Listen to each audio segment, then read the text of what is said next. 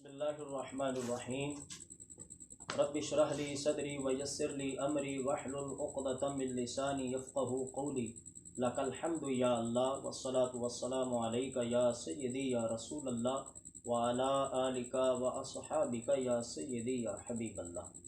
سیدہ زہرا طیبہ طاہرہ جان احمد کی راحت پہ لاکھوں سلام صلی اللہ علیہ وسلم۔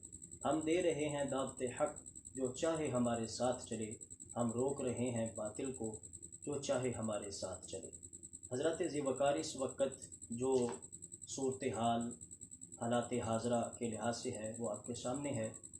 خاتون جنت سیدہ کائنات حضرت سیدہ فاطمہ الزہرا رضی اللہ تعالی عنہا و سلام اللہ علیہا کے بارے میں عالم اسلام کی عظیم علمی روحانی شخصیت، قائد ملت اسلامیہ، کنز العلماء، مفکر اسلام حضرت علامہ مولانا ڈاکٹر مفتی محمد اشرف اسد جلالی صاحب زیدہ شرفہ نے ایک اہم مسئلہ باغ فدق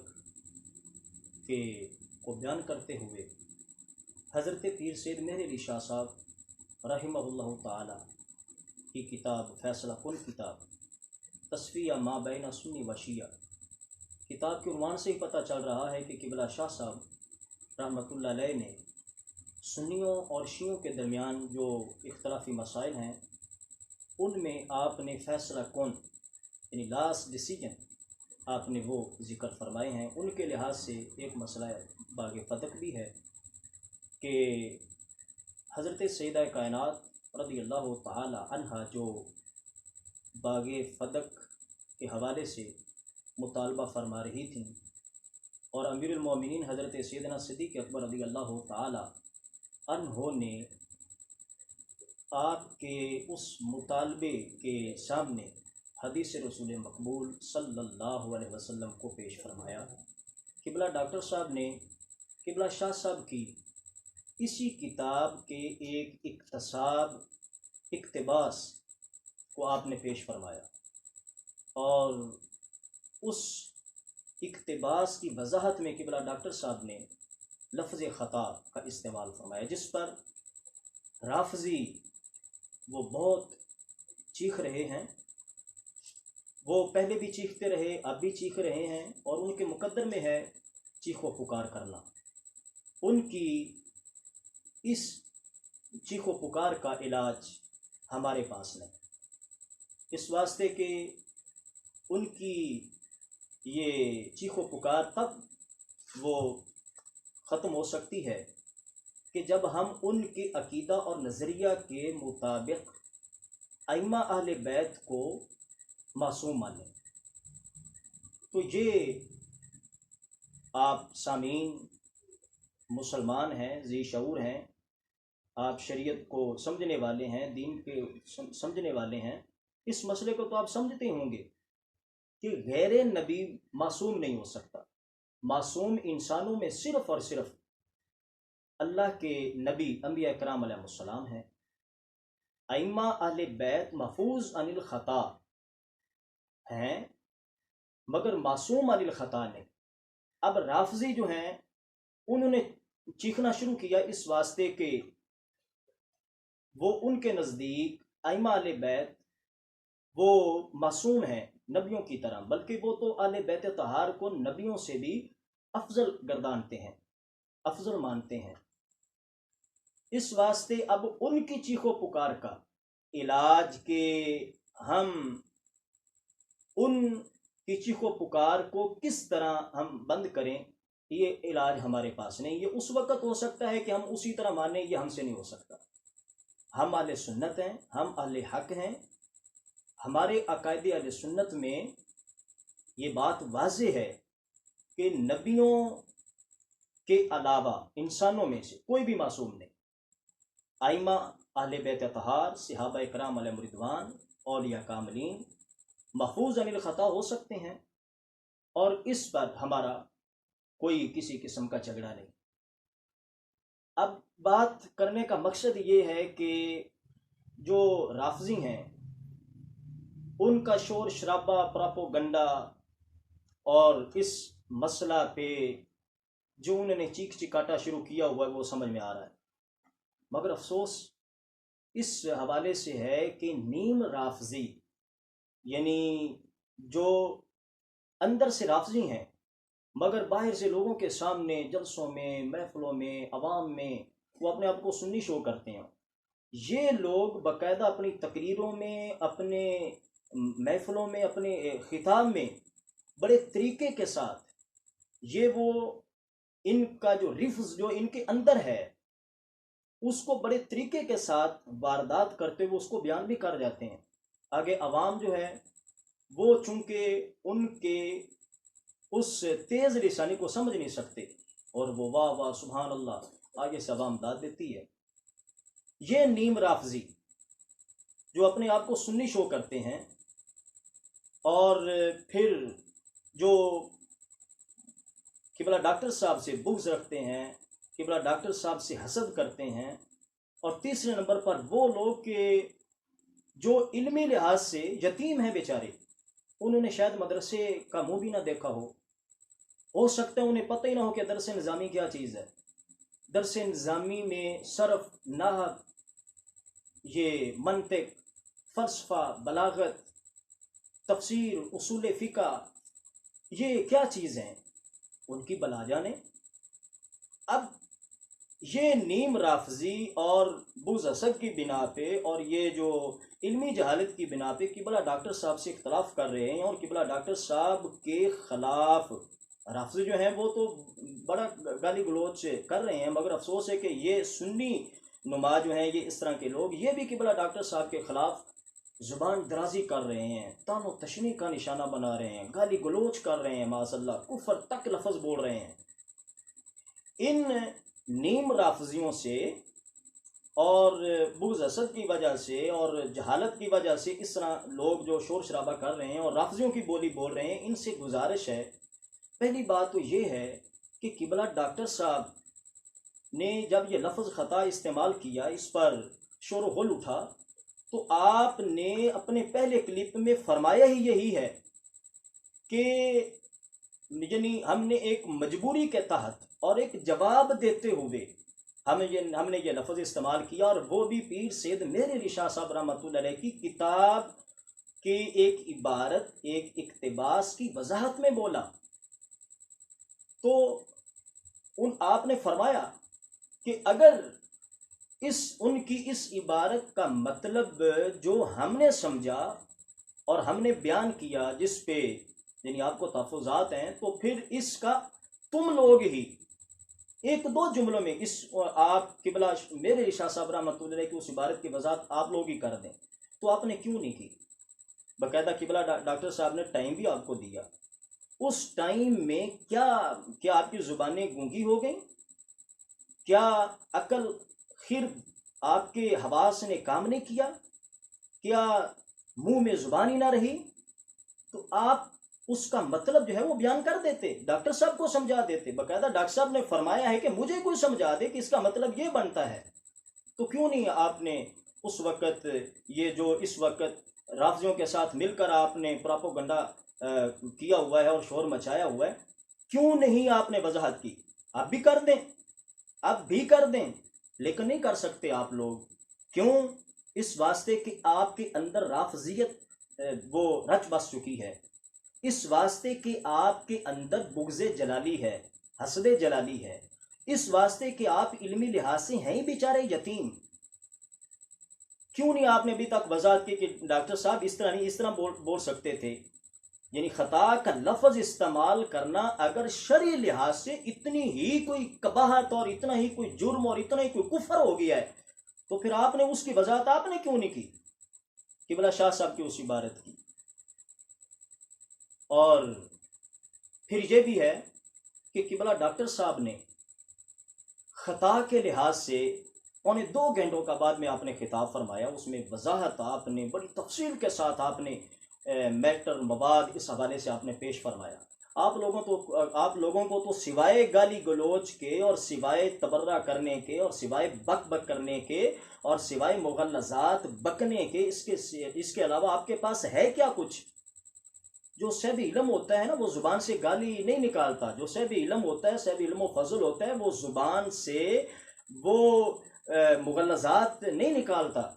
بلکہ وہ دلیل سے بات کرتا ہے کہ بلا ڈاکٹر صاحب نے اب تک آپ نے کتنی گالی گلوچ کیا ہے، ڈاکٹر صاحب نے ابھی تک کوئی گالی آپ کو دی ہے؟ کہ بلا ڈاکٹر صاحب نے آپ کے بارے میں کوئی سخت کوئی الفاظ بولے ہیں؟ وہ ابھی تک صبر شکر کے ساتھ اور بڑی ایک استقامت کے ساتھ اور بڑی ایک جرت اور بہادری کے ساتھ اللہ کے فضل سے وہ اپنے ایک سچے موقف پر قائم رہتے ہوئے، جو ہمارا صدیوں سے چلتا آ رہا ہے اور ہمارے ایمان کا وہ حصہ ہے، عقائد اہل سنت میں سے ہے، اور جو موقف قبلہ ڈاکٹر صاحب نے پیش کیا اس میں حفاظت دین ہے، اس میں تحفظ شان سیدنا صدیق اکبر رضی اللہ تعالیٰ عنہ ہے، اس میں تحفظ شان خاتون جنت سلام اللہ علیہا ہے۔ واسطے اب تک قبلہ ڈاکٹر صاحب جو ہیں وہ ایک بڑے اطمینان کے ساتھ ابھی وہ دلائل دے رہے ہیں اور آپ لوگوں کو سمجھانے کی کوشش کر رہے ہیں۔ تو بھائی آپ خدا را ہوش کے ناخن لیں، وہ دلیل سے بات کریں۔ جو بھی آپ جیسا منہ اٹھا کر وہ آ کے کلپ بنا دیتا ہے 2-3 منٹ کا 5 منٹ کا، اور سوائے گالی گلوچ کے کچھ بھی نہیں۔ ڈاکٹر صاحب نے یہ بول دیا، خاتون جنت کی یہ شان، ڈاکٹر صاحب نے اس طرح کہہ دیا۔ کیا ڈاکٹر صاحب نے کہا؟ ڈاکٹر صاحب نے تو اپنے وضاحتی کلیم میں آپ نے فرمایا نہیں، واضح نہیں کیا کہ خطا بمانا گناہ لینا، خطا بمانا عیب لینا، برائی لینا، جو یہ لے گا وہ خائن خیانت کر رہا ہے، ہماری یہ مراد ہرگز نہیں۔ اور قبلہ ڈاکٹر صاحب نے واضح طور پہ فرمایا کہ خطا سے مراد خطا اجتہادی ہے، جو گناہ نہیں ہوتا، جس پہ باقاعدہ حدیث شریف کے مطابق اجر کا لفظ ہے۔ سرکار نے فرمایا فَلَهُ أَجْرٌ، اس کے لیے اجر ہے۔ محبوب علیہ السلام کے لفظ ہے خطا اجتہادی جس بندے سے ہو۔ اب خطا بمانا غلطی لیں تو کیا غلطی پر اجر ہے؟ خطا بمانا گناہ لیں تو کیا گناہ پر اجر ہے؟ خطا بمانا عیب لیں تو کیا عیب پر اجر ہے؟ تو میرے بھائیوں، کچھ آپ ٹھنڈے دل اور ٹھنڈے دماغ کے ساتھ آپ اس مسئلہ کو سوچیں اور اس مسئلہ کو طول نہ دیں اور باز آ جائیں۔ آپ خود سے باطنی جو آپ کا ہے، جو آپ کی زبان سے ظاہر ہو رہا ہے، بلکہ میں تو یہ کہوں گا کہ آپ جو ہے نا چھپے ہوئے تھے نا اہل سنت کی صفوں میں، بھیڑ نما بھیڑیے، کالی بھیڑیں اس طرح کی، اب آپ وہ ظاہر ہو رہے ہیں، دودھ کا دودھ پانی کا پانی ہو رہا ہے۔ یہ قبلہ ڈاکٹر صاحب کی میں سمجھتا ہوں ان کی صداقت، ان کی امانت، ان کی دیانتداری، ان کی جرت کو ہم سلام عقیدت پیش کرتے ہیں۔ اللہ کے فضل سے یہ قبلہ ڈاکٹر صاحب کا طرہ امتیاز ہے کہ کتنے سالوں سے یہ میں بندہ ناچیز جو ہوں، یہ تقریباً کوئی 18-19 سال تو مجھے بنتے ہیں قبلہ ڈاکٹر صاحب کے پاس میں نے تعلیم حاصل کی، اور پھر تبلیغی سلسلہ، تدریسی سلسلہ، تعلیم و تعلم کا سلسلہ، یہ تقریباً 18-19 سال کا یہ پیریڈ ہے، اور یہ تھوڑا پیریڈ نہیں ہے۔ قبلہ ڈاکٹر صاحب کو ہم نے ہر وقت دیکھا تو آپ کو ہم نے محافظ نموس رسالت پایا، آپ کو ہم نے محافظ نموس صحابہ پایا، آپ کو ہم نے محافظ نموس اہل بیت پایا۔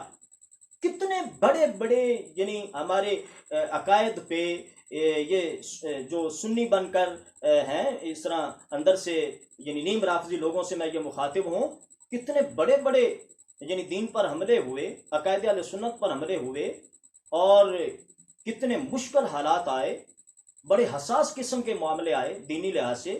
تو آپ لوگوں کی زبانیں کیا اس وقت آپ کے منہ میں نہیں تھیں؟ کیوں نہیں بولے باہر؟ کیوں نہیں کوئی اپنا موقف پیش کیا؟ کیوں نہیں آپ نے دلائل پیش کیے؟ یہ 6 گھنٹے بولنا، 5 گھنٹے بولنا، 4 گھنٹے کا مقالہ پیش کرنا، تحقیق پیش کرنا، یہ کوئی عام کام نہیں ہے، یہ کوئی گاجر مولی نہیں ہے۔ یہ 4 گھنٹے، 5-6 گھنٹے بول کر دین کی حفاظت پہ پہرا دینے والے عظیم مجاہد کا نام قبلہ ڈاکٹر محمد اشرف آصف جلالی صاحب ہے۔